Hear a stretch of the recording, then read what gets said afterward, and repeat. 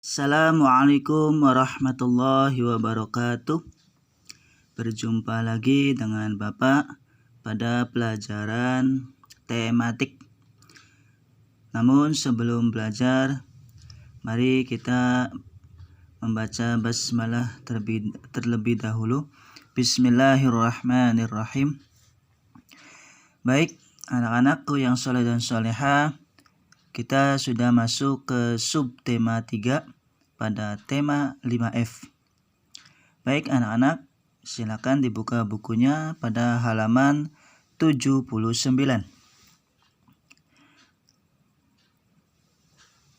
Benda konduktor dan isolator. Apa benda konduktor itu?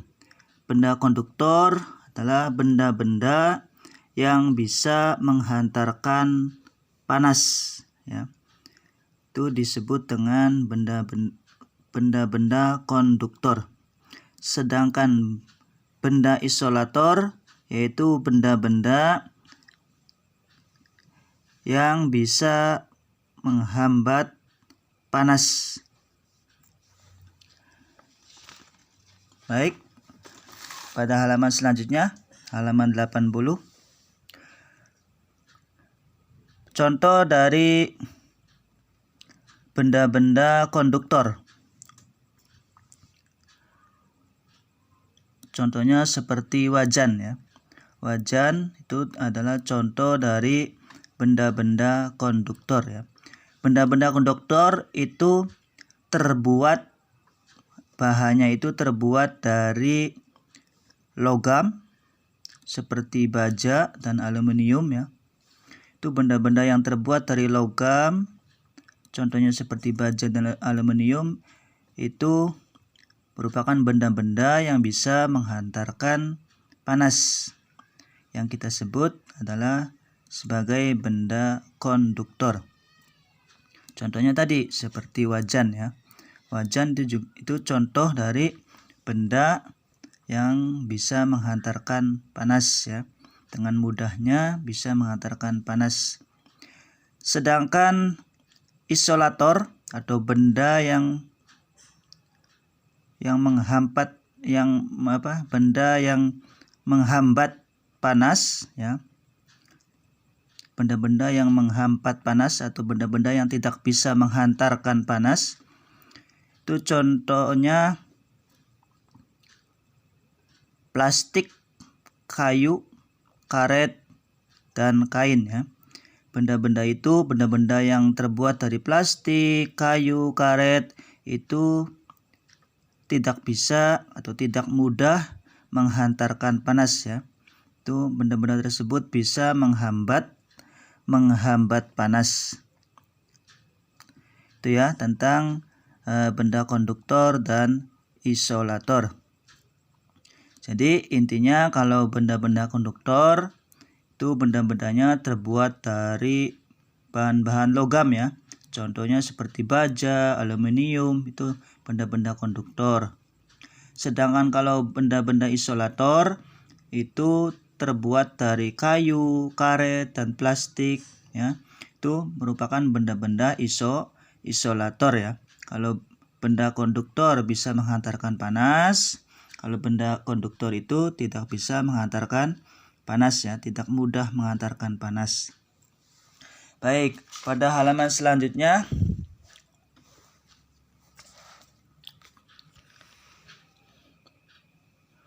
halaman 83, mengidentifikasi macam-macam benda konduktor dan isolator.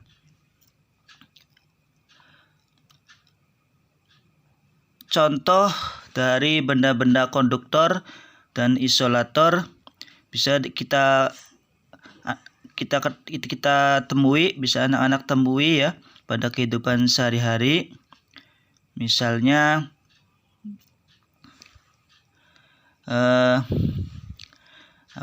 misalnya contoh dari benda konduktor, ya. Misalnya tadi, ya, wajan itu contoh dari benda-benda konduktor. Contoh dari benda isolator misalnya pensil ya, atau sendok yang terbuat dari plastik ya. Itu adalah contoh benda-benda isolator ya. Masih banyak lagi contoh-contoh dalam kehidupan yang bisa anak-anak ketemukan di kehidupan sehari-hari ya. Contoh-contoh benda konduktor dan isolator ya. Tadi sudah Bapak sebutkan sebagiannya saja ya.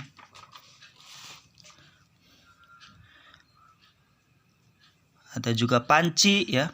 Panci itu merupakan contoh dari benda konduktor ya, karena panci itu terbuat dari aluminium. Maka panci itu bisa dengan mudah menghantarkan panas ya. Baik. Pada halaman selanjutnya, halaman 85, membuat gambar cerita berdasarkan teks eksplanasi ya. Gambar cerita adalah media penyampaian pesan agar seseorang yang melihatnya memahami maksud dari cerita atau bacaan yang disajikan. Di suatu bacaan atau cerita ya, itu bisa mudah dipahami ketika ada gambar ceritanya ya, atau lebih kenal disebut juga dengan gambar ilustrasi ya. Gambar cerita atau gambar ilustrasi sama saja. Di suatu bacaan bisa mudah dipahami ketika bacaan tersebut itu ada gambar ilustrasinya atau gambar ceritanya ya. Makanya sangatlah penting ketika suatu bacaan atau cerita itu penting harus ada gambar ceritanya ya, agar dapat mudah dipahami. Dalam gambar cerita itu tentunya memiliki fungsi ya.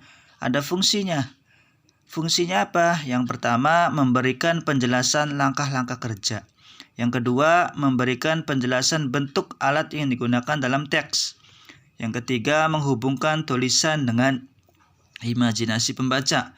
Dan yang keempat, menerangkan konsep yang disampaikan. Jadi sangatlah penting adanya gambar cerita ya, atau gambar ilustrasi dalam suatu teks atau suatu bacaan ya, atau suatu cerita. Baik. Selanjutnya kita lanjutkan pada halaman berikutnya, yaitu pada halaman 88.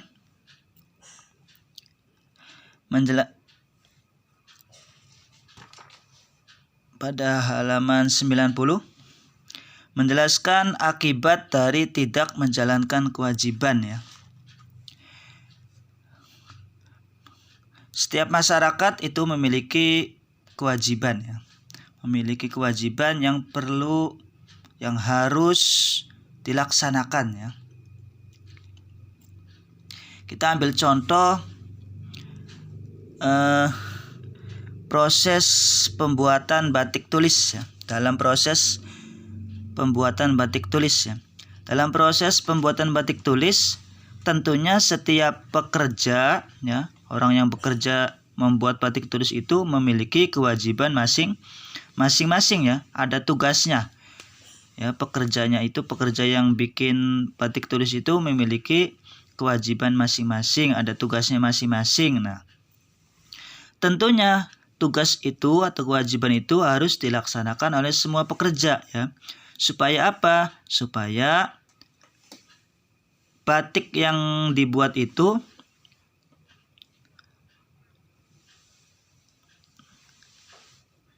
bisa menjadi batik yang berkualitas ya.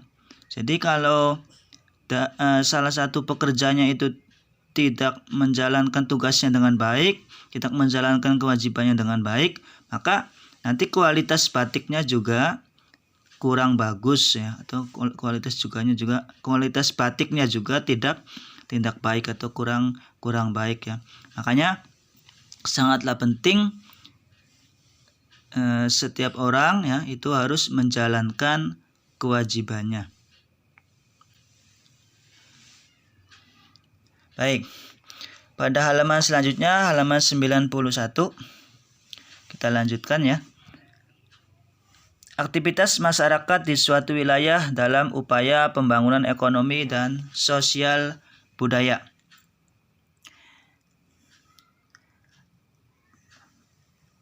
Contohnya apa nih? Aktivitas masyarakat ya. Contoh aktivitas masyarakat dalam upaya pembangunan ekonomi dan sosial budaya. Ambil satu contoh. Contohnya yaitu orang-orang yang melestarikan batik atau orang-orang yang membuat batik. Karena batik itu diakui oleh PBB merupakan warisan budaya dunia dari Indonesia. Jadi anak-anak bangsa atau masyarakat yang melestarikan batik, membuat batik itu merupakan salah satu contoh aktivitas dalam upaya pembangunan ekonomi dan sosial budaya. Jadi masyarakat yang membuat batik di samping itu merupakan sosial budaya ya, merupakan warisan budaya Indonesia. Ketika pembuatan batik tersebut itu juga akan bisa mewujudkan pembangunan ekonomi ya, akan bisa mewujudkan lapangan kerja, bisa membantu ekonomi masyarakat setempatnya ya. Itulah contoh aktivitas masyarakat ya yang bisa mengupayakan pembangunan ekonomi dan sosial budaya. Baik. Selanjutnya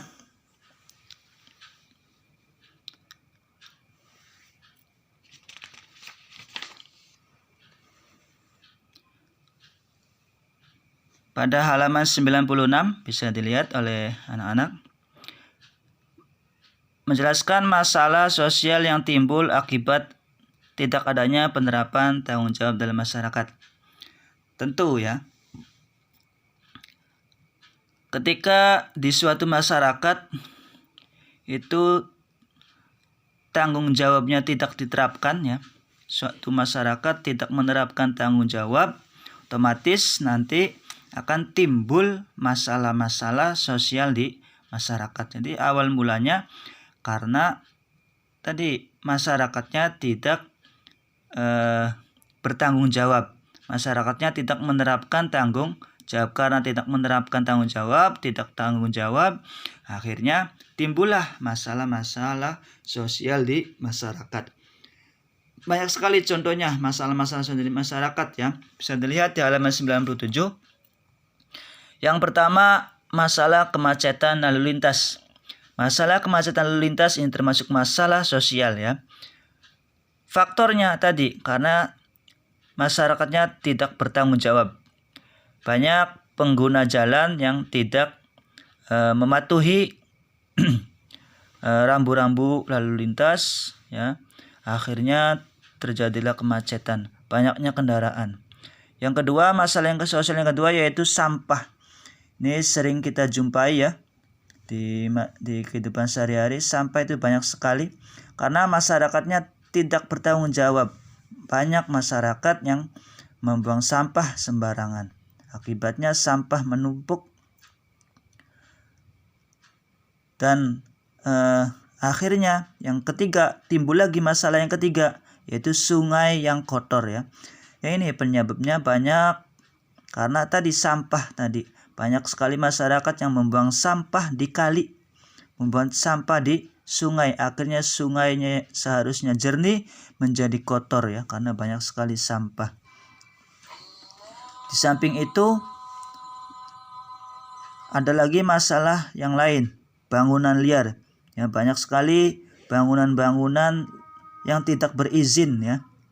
Yang tidak berizin. Misalnya bisa kalian lihat di kolong jembatan atau di bawah jembatan, di dekat rel-rel kereta itu ya, banyak bangunan-bangunan yang tidak berizin, itu juga merupakan masalah sosial ya. Karena tidak punya tanah sendiri, akhirnya membangun rumah di bawah jembatan atau di rel kereta. Dan yang puncaknya masalah sosial yang terakhir yaitu pengangguran ya. Khususnya di negara Indonesia ini masih di beberapa daerah banyak sekali pengangguran ya. Banyak sekali pengangguran yang ditemukan ya. Salah satu solusinya bisa dengan industri batik ya. Misalnya di daerah Pekalongan itu kan banyak industri batik ya. Dengan adanya industri batik itu bisa mengurangi pengangguran yang ada di daerahnya, pengangguran yang ada di Pekalongan atau di daerah-daerah lain ya. Itu ya merupakan salah satu solusi untuk mengurangi pengangguran yang ada di Indonesia ya, di beberapa daerah. Baik, selanjutnya menjelaskan aktivitas masyarakat dalam upaya pembangunan ekonomi dan sosial budaya masyarakat Indonesia.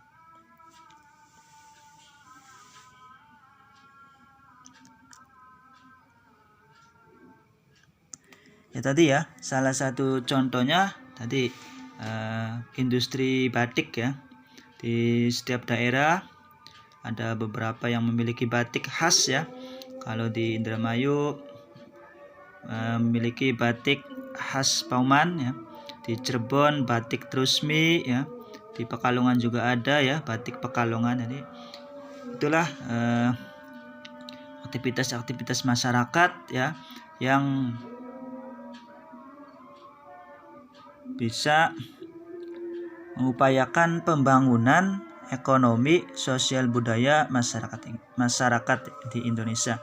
Di samping budayanya dapat ya, juga ekonominya juga dapat ya. Baik. Selanjutnya pada halaman 100 bisa dilihat di situ ya.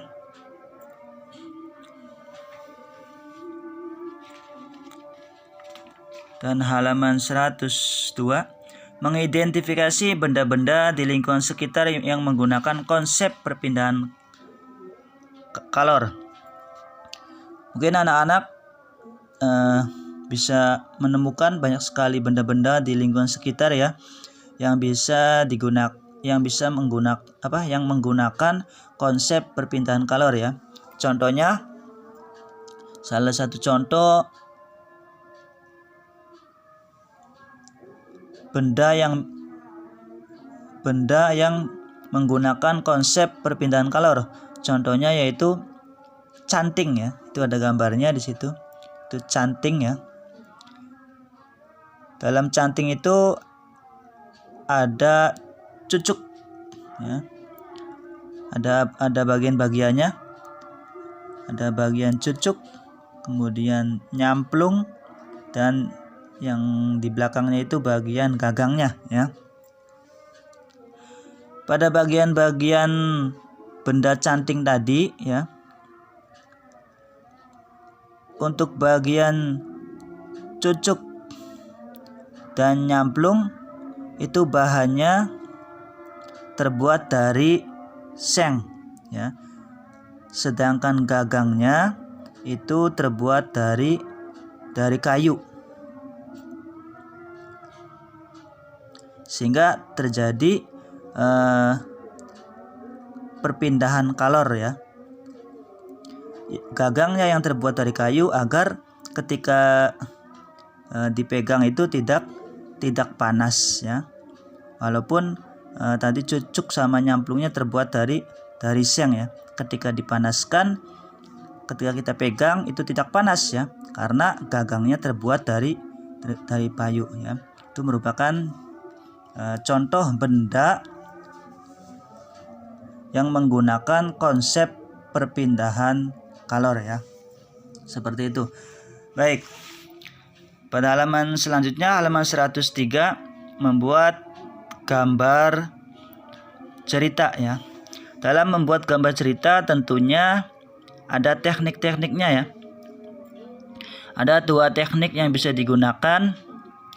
Teknik yang pertama yaitu teknik kering. Teknik kering, medianya yang digunakan yaitu pensil arang, krayon, pensil warna atau kapur ya. Karena media-media ini, pensil arang, krayon ini tentunya tidak membutuhkan air atau minyak ya. Makanya ketika media ini digunakan ya, kita namakan sebagai teknik kering karena memang tidak membutuhkan air atau minyak. Dan di samping menggunakan teknik kering, anak-anak juga ketika menggambar cerita atau ilustrasi bisa menggunakan teknik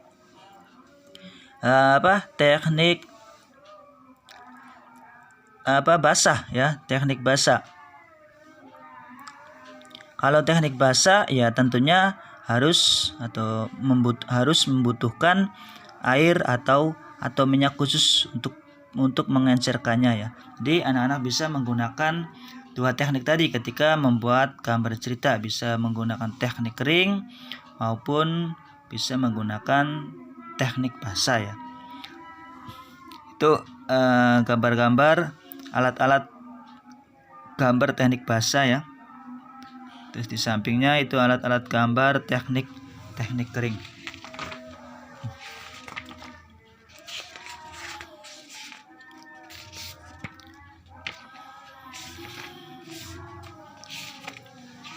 Baik, selanjutnya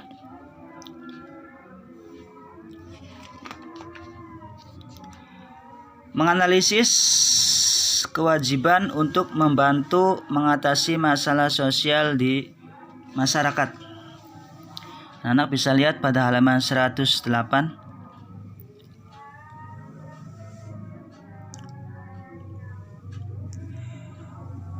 Tadi ya sudah dijelaskan bahwa masalah sosial itu timbul ketika di suatu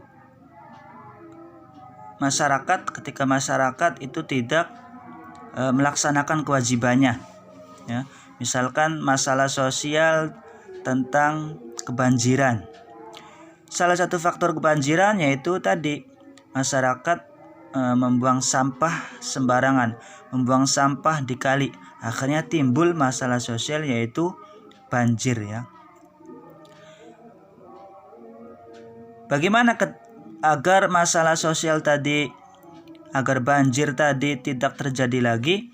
Maka ya solusinya masyarakat harus melaksanakan kewajibannya ya. Artinya masyarakat tidak lagi membuang sampah sembarangan, tidak lagi membuang sampah di sungai atau kali ya, agar ketika turun hujan ya, dan apalagi curah hujannya tinggi ya, ketika hujan terus menerus tidak lagi terjadi banjir ya, karena kalinya itu bisa menampung banyak air ya. Tapi kalau masyarakatnya masih membuang sampah sembarangan ya, apalagi di kali, maka masalah-masalah sosial seperti banjir itu tidak akan bisa teratasi ya. Salah satu solusinya seperti itu ya. Masyarakatnya melaksanakan kewajibannya, tidak membuang sampah sembarangan. Seperti itu ya anak-anak. Baik, yang terakhir pada halaman 111 bisa dilihat.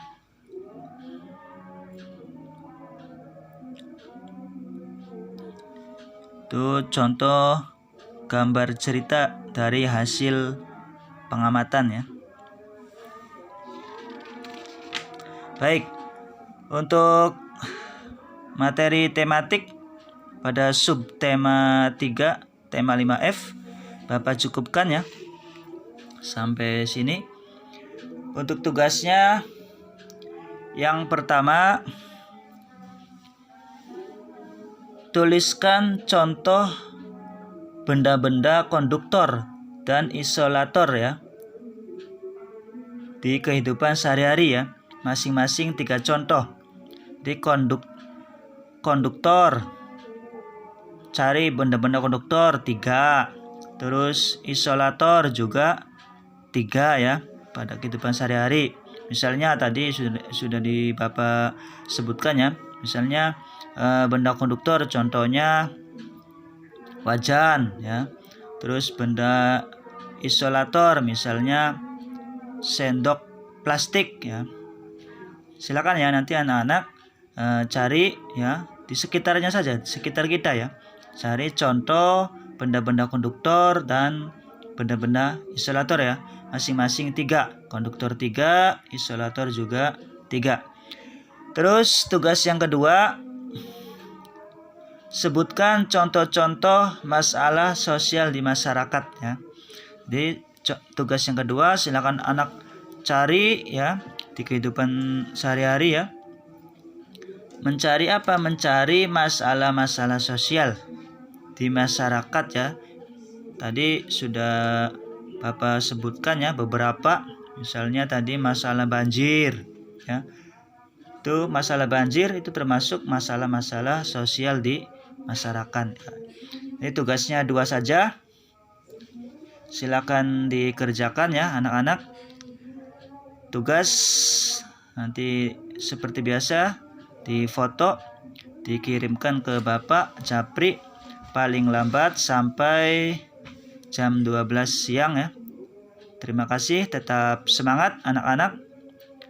Bapak cukupkan pembelajaran pada kali ini. Sebelum kita tutup, mari kita membaca doa kafaratul majlis. Subhanakallahumma wa bihamdik asyhadu an la ilaha illa anta astaghfiruka wa atubu ilaik. Bapak cukupkan, terima kasih, tetap semangat.